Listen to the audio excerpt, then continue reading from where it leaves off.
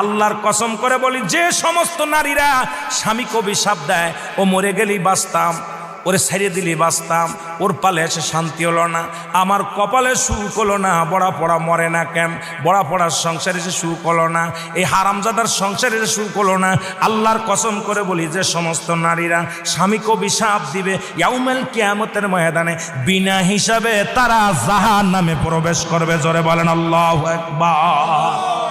আমার মারা যারা মাইকের আওয়াজ শোনেন, শুনে নেন, যত আপনার নামাজ, আপনার রোজা, আপনার হজ সব কিছু বরবাদ হয়ে যাবে যারা স্বামীকে লানত করবেন, স্বামীকে যারা অভিশাপ করবেন, স্বামীর বিরুদ্ধে অভিযোগ করবেন, স্বামীর প্রশংসা করবেন। আল্লাহর দরবারে আপনি নেকি পাবেন, আল্লাহর দরবারে নফল বন্দেগী পাবেন। সারা রাত পরে আপনি ইবাদত করেছেন, আর একবার বলেন, আপনার মার কাছে বলেন, বোনের কাছে বলেন, ভাইয়ের কাছে বলেন, ভাইরে তোমার দুলো ভাইটা কত সুন্দর, উনি ফরেজগার মানুষ, নামাজি মানুষ, আমাকে ভালোবাসে। যদি স্বামীর